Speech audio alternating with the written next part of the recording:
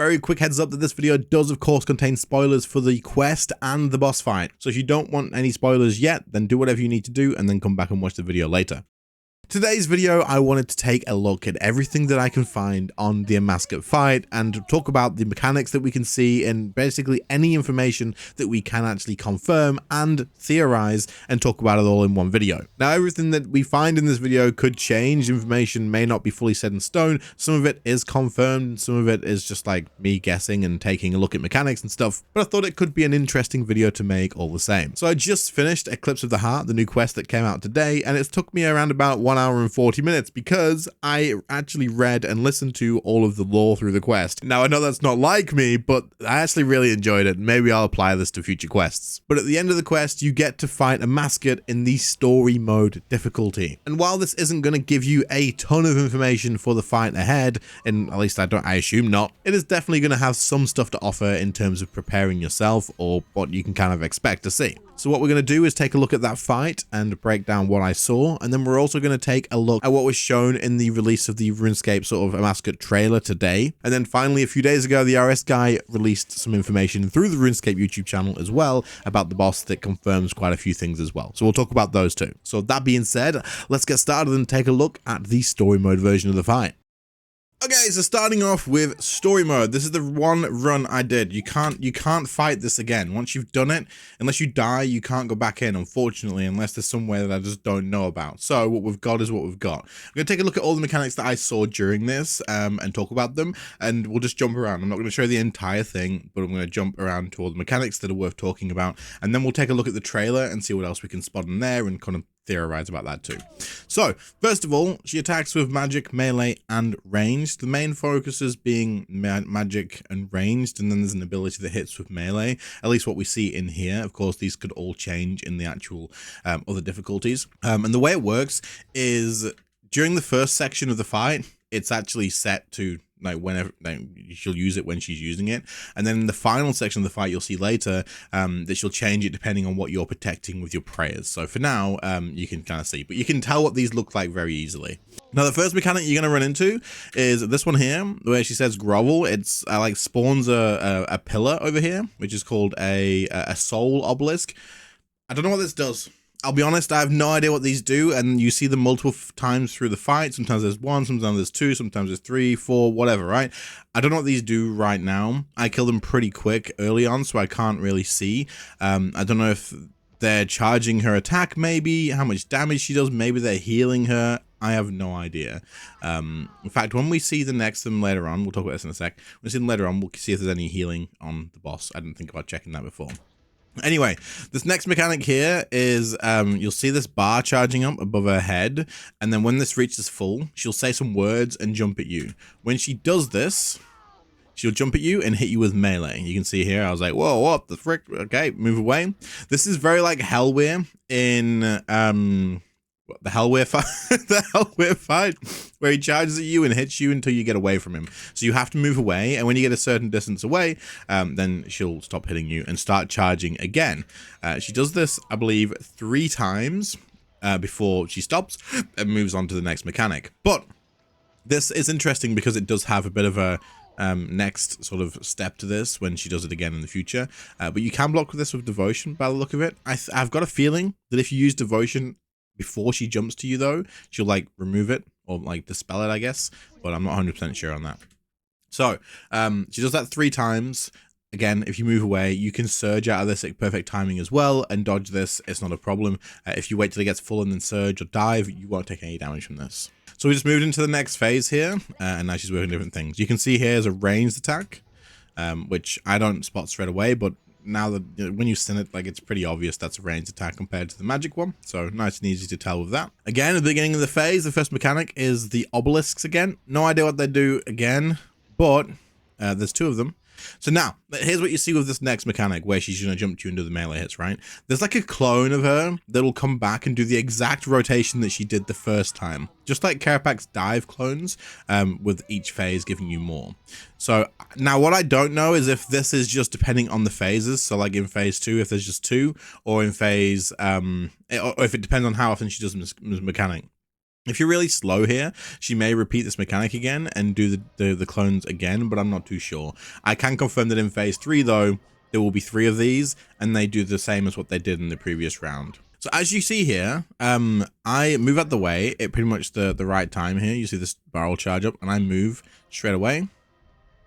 And I dodge the attack and take no melee damage. But then we immediately look into another mechanic here. So if I go back a little bit, you'll see on the screen it says the light of 2 Mechan manifests in the center of the plaza. Now you can see here around my character there's like a little rectangle with like light coming from it. When she jumps inside this light, she gets stunned for a decent amount of time and you can kind of like deal a lot of damage to her for free here. I don't know if that's all it does. From what I can tell, there is no buff on the character here. So when we get into the arena, the lights up. There's no extra buff on the character. So I don't think anything's happening to us specifically. I think this is just if you can lure her into there, which I guess I did by accident, you can disable her and deal more damage. So I guess that's probably what it's for. So during this, you have the timer again, where you can just do free damage. You can soul split health back here too.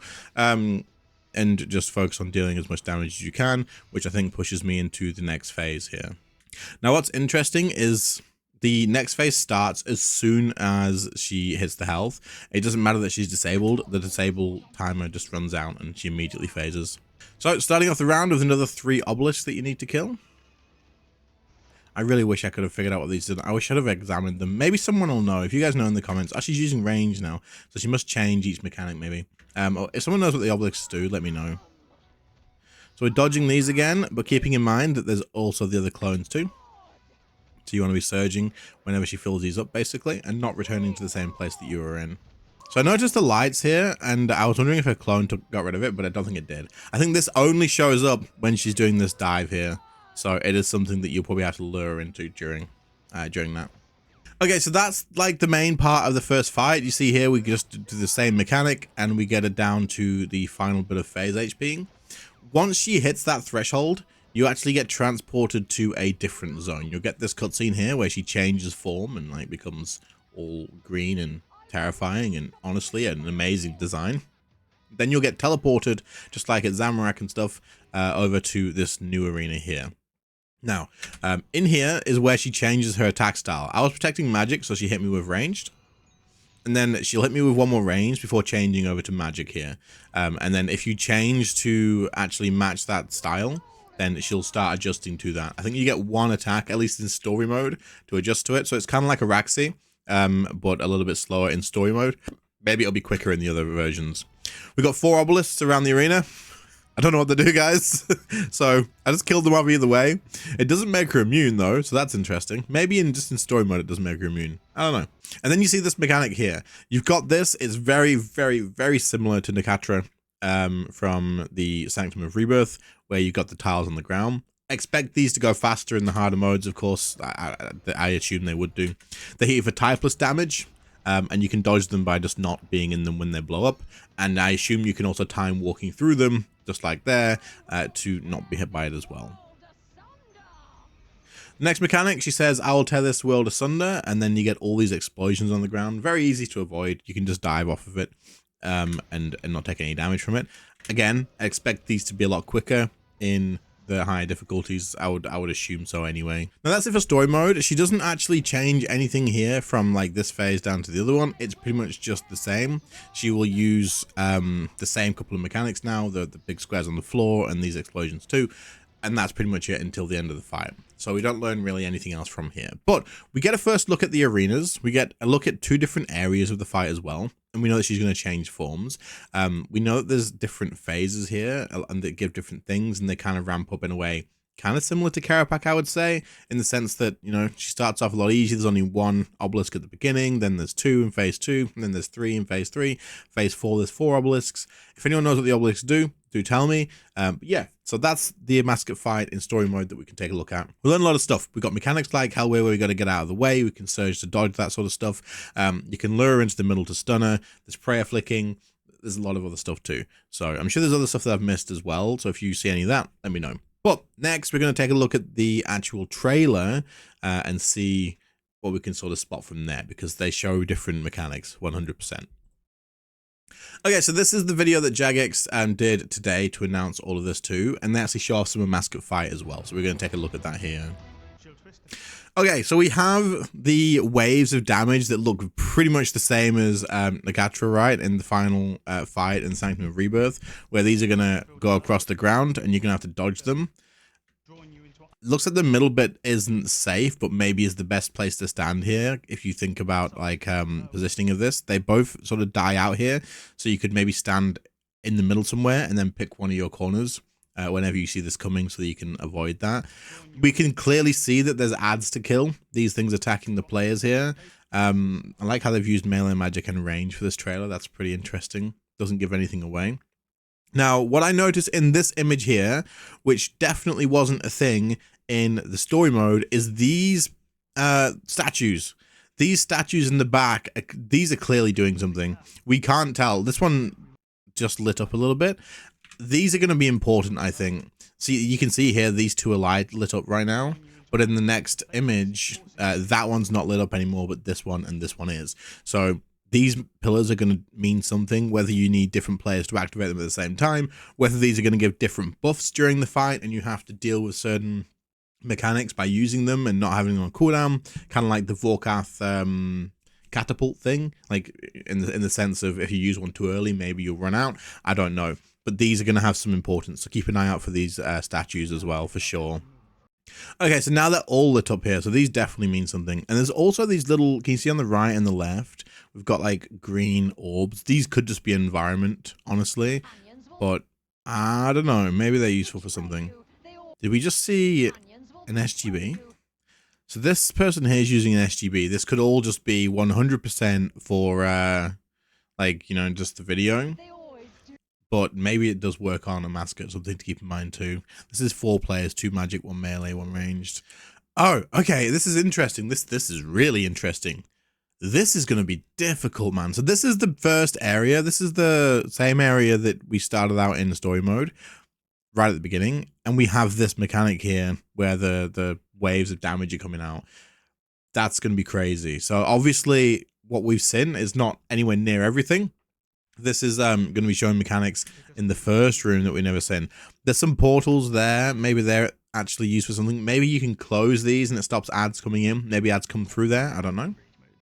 Okay. So this does light up just like it does in the Sanctum of Rebirth as well, giving you that information, which is good. So another thing that I noticed while editing here, well, I didn't, someone noticed it and told me about it, is in this exact image, you can see there's like tiles on the floor with different icons. There's like a bird, some wiggly lines, a diamond, some other stuff. This is the same on the other side of the room as well. And this is obviously in that first room too. So I'm assuming this is definitely some sort of mechanic that we're going to have to deal with because this is not there in the story mode when we did it. The floor's completely different. So this is definitely another thing that is worth keeping in mind too. Also, in this image here, if you look on the right hand side, you can see that one of the icons is glowing, only on the right hand side sort of section though, and only one of the icons. So, but I don't know what these mean, but if anyone can theorize and let us know in the comments what you guys think, then of course it's always going to be interesting. And that's everything that it actually shows in the actual fight for the video. So unless we've missed something, we've got these statues here. They probably didn't want to give away too many things. This is definitely new, so it was worth looking at for this for sure. I don't know.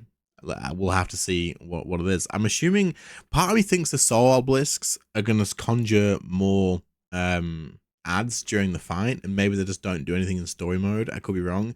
Maybe if you leave the soul obelisks up though, they'll keep bringing in more monsters that you need to kill, possibly.